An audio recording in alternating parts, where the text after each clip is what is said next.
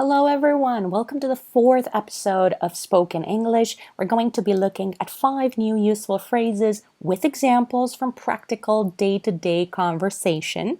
There's going to be a quiz and then an opportunity for you to practice in order to learn this vocabulary.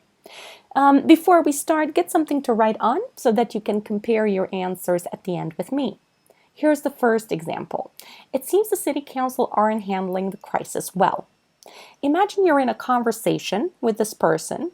They say this. What's your appropriate response? You can say that again. You must say that again. You say that again. And what you're looking for is an expression that means I fully agree. So you can say that again. You must say that again. Or you say that again. I fully agree. What's the correct option? Choose the right one. And if you haven't, don't worry because we're going to check at the end. Now, here's the second example. Speaker 1 says, could you tell me what the deadline for this project is? And Speaker 2, I'm not entirely sure. What would Speaker 2 say next? Let me get back at you with this. Let me get back to you with this. Let me get back with you with this. You're looking for the phrase that means I'll contact you, don't worry. All of these 3 phrases mean something, but you're looking for the one that means I'll contact you. So, let me get back at, to, or with you with this. At, to, or with you. Here's the third example.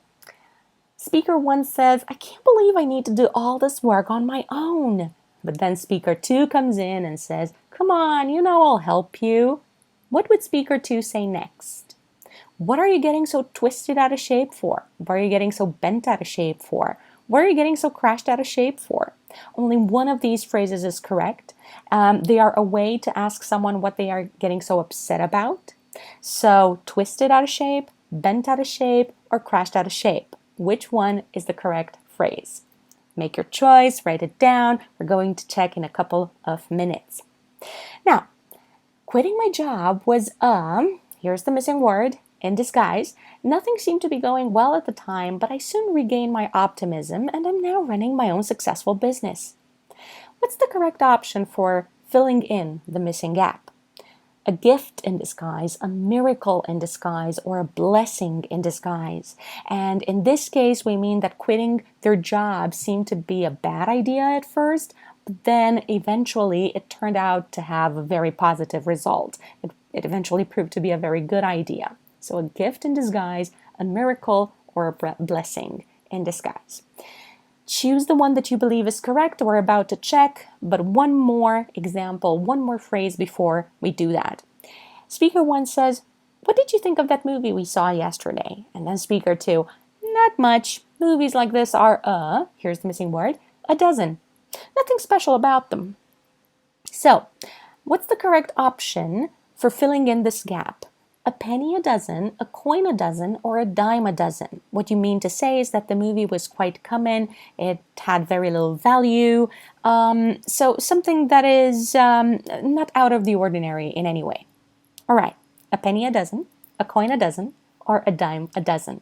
Now it's the moment of truth. I hope you have all your 5 answers, because let's find out what the phrases are.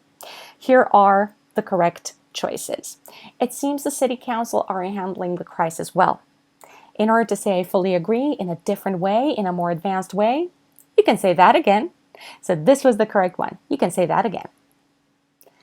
Can you tell me what the deadline for the project is? I'm not entirely sure. Instead of I'll contact you in a more advanced way, you can say, let me get back to you with this. So get back to someone with something, contacting them.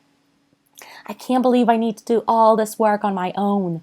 Come on, you know I'll help you.